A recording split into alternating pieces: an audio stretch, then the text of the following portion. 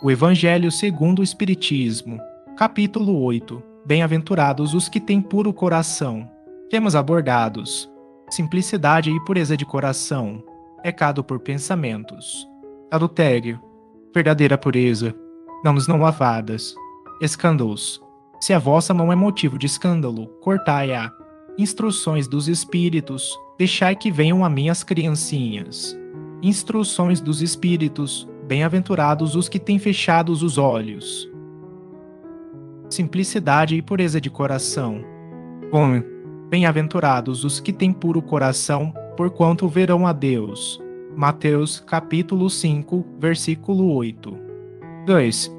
Apresentaram-lhe então algumas crianças, a fim de que ele as tocasse, e, como se os discípulos afastassem com palavras ásperas os que lhe as apresentavam, Jesus, vendo isso, zangou-se e lhes disse: Deixai que venham a mim as criancinhas e não as impeçais, porquanto o reino dos céus é para os que se lhes assemelham.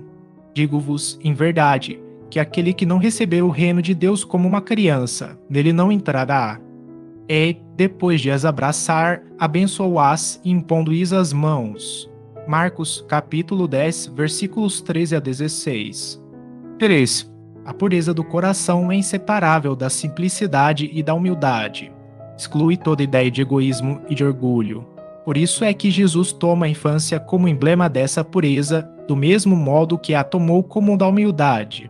Poderia parecer menos justa essa comparação, considerando-se que o espírito da criança pode ser muito antigo e que traz, renascendo para a vida corporal, as imperfeições de que se não tenha despojado em suas precedentes existências. Só um espírito que houvesse chegado à perfeição nos poderia oferecer o tipo da verdadeira pureza. É exata a comparação, porém, do ponto de vista da vida presente, porquanto a criancinha, não havendo podido ainda manifestar nenhuma tendência perversa, nos apresenta a imagem da inocência e da candura. Daí o não dizer Jesus de modo absoluto que o reino dos céus é para elas, mas para os que se lhes assemelhem. 4. Pois que o espírito da criança já viveu, porque não se mostra, desde o nascimento, tal qual é, tudo é sábio nas obras de Deus. A criança necessita de cuidados especiais que somente a ternura materna lhe pode dispensar, ternura que se acresce da fraqueza e da ingenuidade da criança. Para uma mãe, seu filho é sempre um anjo e assim era preciso que fosse para lhe cativar a solicitude. Ela não houvera podido ter-lhe o mesmo devotamento se, em vez da graça ingênua, deparasse nele, sob os traços infantis, um caráter viril e as ideias de um adulto e, ainda menos, se lhe viesse a conhecer o passado. Aliás, faz-se necessário que a atividade do princípio inteligente seja proporcionada à fraqueza do corpo, que não poderia resistir a uma atividade muito grande do espírito, como se verifica nos indivíduos grandemente precoces. Essa razão porque, ao aproximar-se a encarnação, o espírito entra em perturbação e perde pouco a pouco a consciência de si mesmo, ficando, por certo tempo, numa espécie de sono, durante o qual todas as suas faculdades permanecem em estado latente. É necessário esse estado de transição para que o espírito tenha um novo ponto de partida e para que esqueça, em sua nova existência, tudo aquilo que a possa entravar. Sobre ele, no entanto, reage o passado. É assim que o espírito renasce melhor, mais forte, moral e intelectualmente sustentado e secundado pela intuição que conserva da experiência adquirida. A partir do nascimento, suas ideias tomam gradualmente impulso à medida que os órgãos se desenvolvem, pelo que se pode dizer que, no curso dos primeiros anos, o espírito é verdadeiramente criança, por se acharem ainda adormecidas as ideias que lhe formam o fundo do caráter. Durante o tempo em que seus instintos se conservam amodorrados, ele é mais maleável e, por isso mesmo, mais acessível às impressões capazes de lhe modificarem a natureza e de fazê-lo progredir, o que torna mais fácil a tarefa que incumbe aos pais. O espírito, pois, enverga temporariamente a túnica da inocência e, assim, Jesus está com a verdade quando, sem embargo da anterioridade da alma, toma a criança por símbolo da pureza e da simplicidade. Pecado por pensamentos. Adultério. 5. Aprendestes que foi dito aos antigos: não cometereis adultério. Eu, porém, vos digo que aquele que houver olhado uma mulher com mau desejo para com ela, já em seu coração cometeu adultério com ela. Mateus capítulo 5, versículos 27 e 28. 6. A palavra adultério não deve absolutamente ser entendida aqui no sentido exclusivo da acepção que é própria, porém, num sentido mais geral. Muitas vezes Jesus a empregou por extensão para designar o mal, o pecado, todo e qualquer pensamento mal, como, por exemplo, nesta passagem: porquanto se alguém se envergonhar de mim e das minhas palavras, dentre esta raça adúltera e pecadora, o Filho do Homem também se envergonhará dele, quando vier acompanhado dos santos anjos, na glória de seu Pai. Marcos, capítulo 8, versículo 38. A verdadeira pureza não está somente nos atos, está também no pensamento, porquanto aquele que tem puro coração nem sequer pensa no mal. Foi o que Jesus quis dizer. Ele condena o pecado, mesmo em pensamento, porque é sinal de impureza. Nota do editor. Ver nota explicativa. Página 371. 7. Esse princípio suscita naturalmente a seguinte questão: sofrem-se as consequências de um pensamento mau, embora nenhum efeito produza? Cumpre-se faça aqui uma importante distinção.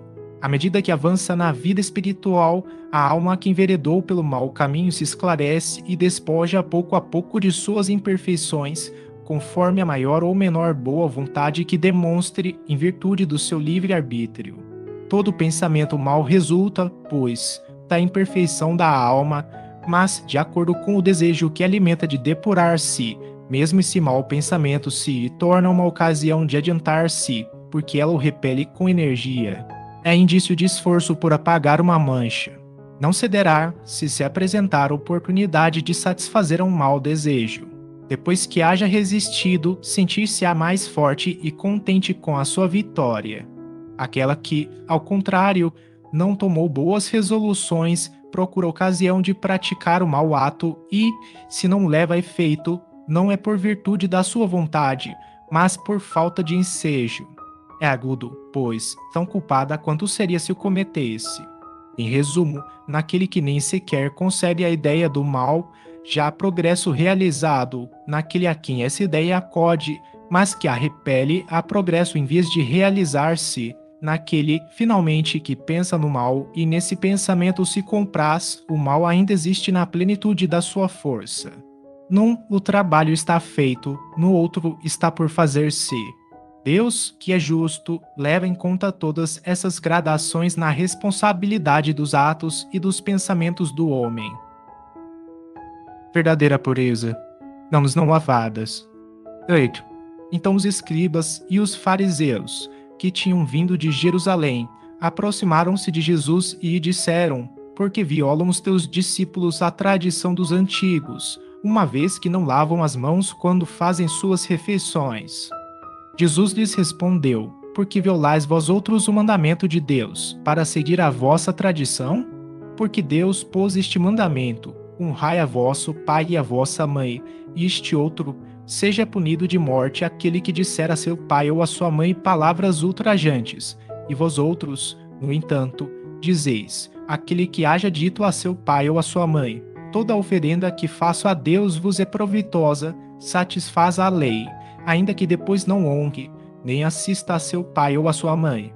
Tornam assim inútil o mandamento de Deus, pela vossa tradição. Hipócritas, bem profetizou de vós Isaías, quando disse: este povo me honra de lábios, mas conserva longe de mim o coração. É em vão que me honram ensinando máximas e ordenações humanas. Depois, tendo chamado o povo, disse: escutai e compreendei bem isto. Não é o que entra na boca que macula o homem. O que sai da boca do homem é que o macula. O que sai da boca procede do coração e é o que torna impuro o homem, porquanto do coração é que partem os maus pensamentos, os assassínios, os adultérios, as fornicações, os latrocínios, os falsos testemunhos, as blasfêmias e as maledicências. Essas são as coisas que tornam impuro o homem. O comer sem haver lavado as mãos não é o que o torna impuro. Então, aproximando-se dele, disseram-lhe seus discípulos: Sabeis que, ouvindo o que acabais de dizer, os fariseus se escandalizaram? Ele, porém, respondeu: Arrancada será toda a planta que meu Pai Celestial não plantou. Deixai-os, são cegos que conduzem cegos. Se um cego conduz outro, caem ambos no fosso. Mateus, capítulo 15, versículos de 1 a 20. 9. Enquanto ele falava, um fariseu lhe pedia que fosse jantar em sua companhia. Jesus foi e sentou-se à mesa. O fariseu entrou então a dizer consigo mesmo: Por que não lavou ele as mãos antes de jantar? Disse, porém, o Senhor: Vós outros, fariseus, pondes grande cuidado em limpar o exterior do copo e do prato, entretanto, o interior dos vossos corações está cheio de rapinas e de iniquidades. Insensatos que sois! Aquele que fez o exterior não é o que faz também o interior? Lucas, capítulo 11, versículos de 37 a 40. 3. Os judeus haviam desprezado os verdadeiros mandamentos de Deus para se aferrarem à prática dos regulamentos que os homens tinham estatuído, e da rígida observância desses regulamentos faziam casos de consciência. A substância, muito simples, acabara por desaparecer debaixo da complicação da forma, como fosse muito mais fácil praticar atos exteriores do que se reformar moralmente, lavar as mãos do que expurgar o coração, iludiram-se a si próprios os homens, tendo-se como quites para com Deus, por se conformarem com aquelas práticas, conservando-se tais quais eram, visto-se lhes ter ensinado que Deus não exigia mais do que isso. Daí o haver dito o profeta: É em vão que este povo me honra de lábios, ensinando máximas e ordenações humanas. Verificou-se o mesmo com a doutrina moral do Cristo, que acabou por ser atirada para segundo plano, donde resulta que muitos cristãos, a exemplo dos antigos judeus, consideram mais garantida a salvação por meio das práticas exteriores do que pelas da moral. É a essas adições, feitas pelos homens à lei de Deus, que Jesus alude, quando diz: Arrancada será toda planta que meu Pai Celestial não plantou. O objetivo da religião é conduzir a Deus o homem. Ora, este não chega a Deus senão quando se torna perfeito. Logo, toda religião que não torna melhor o homem não alcança o seu objetivo. Toda aquela em que o homem julgue poder apoiar-se para fazer o mal ou é falsa ou está falseada em seu princípio. Tal o resultado que dão as em que a forma sobreleva ao fundo. Nula é a crença na eficácia dos sinais exteriores, se não obsta que se cometam assassínios, adultérios, expoliações, que se levantem calúnias, que se causem danos ao próximo, seja no que for. Semelhantes religiões fazem supersticiosos, hipócritas, fanáticos, não, porém, homens de bem. Não basta se tenham as aparências da pureza, acima de tudo, é preciso ter a do coração. Escândalos. Se a vossa mão é motivo de escândalo, cortai-a. 11. Se algum escandalizar a um destes pequenos que creem em mim, melhor fora que lhe atassem ao pescoço uma dessas mós que um asno faz girar e que o lançassem no fundo do mar. Ai do mundo por causa dos escândalos, pois é necessário que venham escândalos, mas ai do homem por quem o escândalo venha. Tende muito cuidado em não desprezar um destes pequenos. Declaro-vos que seus anjos no céu veem incessantemente a face de meu Pai que está nos céus, porquanto o Filho do Homem veio salvar o que estava perdido. Se a vossa mão ou o vosso pé vos é objeto de escândalo, cortai-os e lançai-os longe de vós. Melhor será para vós que entreis na vida tendo um só pé ou uma só mão, do que terdes dois e serdes lançados no fogo eterno. Se o vosso olho vos é objeto de escândalo, arrancai-o e lançai-o longe de vós. Melhor para vós será que entreis na vida tendo um só olho, do que terdes dois e serdes precipitados no fogo do inferno. Mateus, capítulo 5, versículos 29 e 30, capítulo 18, versículos de 6 a 11. Nota do editor. Nas traduções mais recentes e mais fiéis da Bíblia, a palavra escândalo está expressa por tropeço na tradução em Esperanto, falilo, querendo significar que Jesus se referia a tudo que leva o homem à queda. o mau exemplo, princípios falsos, abuso do poder, etc. 12. No sentido vulgar, escândalo se diz de toda ação que de modo ostensivo vá de encontro à moral ou ao decoro. O escândalo não está na ação em si mesma, mas na repercussão que possa ter.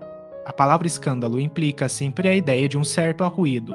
Muitas pessoas se contentam com evitar o escândalo, porque este lhes faria sofrer orgulho, lhes acarretaria perda de consideração da parte dos homens. Desde que as suas torpezas fiquem ignoradas, é quanto basta para que se lhes conserve em repouso a consciência. São, no dizer de Jesus, sepulcros branqueados por fora, mas cheios, por dentro, de podridão, vasos limpos no exterior e sujos no interior. No sentido evangélico, a acepção da palavra escândalo, tão humilde empregada, é muito mais geral, pelo que, em certos casos, não se apreende o significado. Já não é somente o que afeta a consciência de outrem, é tudo o que resulta dos vícios e das imperfeições humanas, toda reação má de um indivíduo para outro, com ou sem repercussão. O escândalo, neste caso, é o resultado efetivo do mal moral. 13. É preciso que haja escândalo no mundo, disse Jesus, porque, imperfeitos como são na terra, os homens se mostram propensos a praticar o mal e porque árvores más só maus frutos dão. Deve-se, pois, entender por essas palavras que o mal é uma consequência da imperfeição dos homens e não que haja, para estes, a obrigação de praticá-lo. 14. É necessário que o escândalo venha, porque, estando em expiação na terra, os homens se punem a si mesmos pelo contato de seus vícios, cujas primeiras vítimas são eles próprios e cujos inconvenientes acabam por compreender. Quando estiverem cansados de sofrer devido ao mal, procurarão remédio no bem. A reação desses vícios serve, pois, ao mesmo tempo, de castigo para uns e de provas para outros. É assim que do mal tira Deus o bem e que os próprios homens utilizam as coisas más ou as escórias. 15. Sendo assim, dirão, o mal é necessário e durará sempre, porquanto, se desaparecesse, Deus se veria privado de um poderoso meio de corrigir os culpados. Logo, é inútil cuidar de melhorar os homens. Deixando, porém, de haver culpados, também desnecessários se tornariam quaisquer castigos. Suponhamos que a humanidade se transforme e passe a ser constituída de homens de bem. Nenhum pensará em fazer mal ao seu próximo e todos serão ditosos por serem bons. Tal a condição dos mundos elevados, onde já o mal foi banido, tal virá a ser a da terra, quando houver progredido bastante. No entanto, ao mesmo tempo que alguns mundos se adiantam, outros se formam, povoados de espíritos primitivos e que, além disso, servem de habitação, de exílio e distância expiatória a espíritos imperfeitos, rebeldes, obstinados no mal, expulsos de mundos que se tornaram felizes. 16. Mas ai daquele por quem vem o escândalo. Quer dizer que o mal sendo sempre o mal, aquele que a seu mau grado servir de instrumento à justiça divina, aquele cujos maus instintos foram utilizados, nem por isso deixou de praticar o mal e de merecer punição. Assim é, por exemplo, que um filho ingrato é uma punição ou uma prova para o pai que sofre com isso, porque esse pai talvez tenha sido também um mau filho que fez sofrer esse seu pai. Passa-lhe pela pena de talião, mas essa circunstância não pode servir de escusa ao filho que, a seu turno, terá de ser castigado em seus próprios filhos, ou de outra maneira. 17. Se vossa mão é causa de escândalo, cortai-a. Figura enérgica esta, que seria absurda se tomada ao pé da letra, e que apenas significa que cada um deve destruir em si toda a causa de escândalo, isto é, de mal, arrancar do coração todo o sentimento impuro e toda a tendência viciosa. Quer dizer também que, para o homem, mais vale ter cortado a uma das mãos, antes que servir essa mão de instrumento para uma ação má, ficar privado da vista, antes que servirem os olhos para conceber maus pensamentos. Jesus nada disse de absurdo, para quem quer que apreenda o sentido alegórico e profundo de suas palavras. Muitas coisas, entretanto, não podem ser compreendidas sem a chave que para as decifrar o Espiritismo faculta. Instruções dos Espíritos: deixai que venham a minhas criancinhas. 18. Disse o Cristo: deixai que venham a minhas criancinhas. Profundas em sua simplicidade, essas palavras não continham um simples chamamento dirigido às crianças, mas também o das almas que gravitam nas regiões inferiores, onde o infortúnio desconhece a esperança. Jesus chamava a si a infância intelectual da criatura formada, os fracos, os escravizados e os viciosos. Ele nada podia ensinar à infância física, presa à matéria, submetida ao jugo do instinto, ainda não incluída na categoria superior da razão e da vontade que se exercem em torno dela e por ela. Queria que os homens a ele fossem com a confiança daqueles entezinhos de passos vacilantes, cujo chamamento conquistava, para o seu, o coração das mulheres, que são todas mães. Submetia assim as almas à sua terna e misteriosa autoridade. Ele foi o facho que ilumina as trevas, a claridade matinal que toca a despertar, foi o iniciador do espiritismo que a seu turno atrairá para ele, não as criancinhas, mas os homens de boa vontade. Está empenhada a ação viril, já não se trata de crer instintivamente, nem de obedecer maquinalmente, é preciso que o homem siga a lei inteligente que se revela na sua universalidade. Meus bem-amados, são chegados os tempos em que, explicados, os erros se tornarão verdades. Ensinar-vos-emos o sentido exato das parábolas e vos mostraremos a forte correlação que existe entre o que foi e o que é. Digo-vos, em verdade, a manifestação espírita avulta no horizonte e aqui está o seu enviado, que vai resplandecer como o sol no cume dos montes. João Evangelista, Paris, 1863. 19. Deixai venham a mim as criancinhas, pois tenho o leite que fortalece os fracos. Deixai venham a mim todos os que, tímidos e débeis, necessitam de amparo e consolação. Deixai venham a mim os ignorantes, para que os esclareça. Deixai venham a mim todos os que sofrem, a multidão dos aflitos e dos infortunados. Eu lhes ensinarei o grande remédio que suaviza os males da vida e lhes revelarei o segredo da cura de suas feridas. Qual é, meus amigos, esse bálsamo soberano, que possui tão grande virtude, que se aplica a todas as chagas do coração e a cicatriza? É o amor, é a caridade. Se possuis esse fogo divino, que é o que podereis temer? Direis a todos os instantes de vossa vida: meu Pai, que a tua vontade se faça e não a minha, se te apraz experimentar-me pela dor e pelas tribulações, bendito sejas, porquanto é para meu bem, eu sei que a tua mão sobre mim se abate. Se é do teu agrado, Senhor, ter piedade da tua criatura fraca, dar-lhe ao coração as alegrias sãs, bendito sejas ainda. Mas faze que o amor divino não lhe fique amoldurado na alma, que incessantemente faça subir aos teus pés o testemunho do seu reconhecimento. Se tendes amor, possuis tudo o que há de desejável na terra, possuis preciosíssima pérola que nem os acontecimentos, nem as maldades dos que vos odeiem e persigam poderão arrebatar. Se tendes amor, tereis colocado o vosso tesouro lá onde os vermes e a ferrugem não podem atacar, e vereis apagar-se da vossa alma tudo o que seja capaz de lhe conspurcar a pureza, sentireis diminuir dia a dia o peso da matéria e, qual pássaro que adeja nos ares e já não se lembra da terra, subireis continuamente, subireis sempre, até que vossa alma, inebriada, se farte do seu elemento de vida no seio do Senhor. Um espírito protetor. Ordeaux, 1861. Instruções dos espíritos. Bem-aventurados os que têm fechados os olhos. Nota de Allan Kardec. Esta comunicação foi dada com relação a uma pessoa cega, a cujo favor se evocara o espírito J.B. Vianney, Cura d'Ars. 20. Meus bons amigos, para que me chamastes? É sido para que eu imponha as mãos sobre a pobre sofredora que está aqui e a cure. Ah, que sofrimento, bom Deus! Ela perdeu a vista e as trevas a envolveram.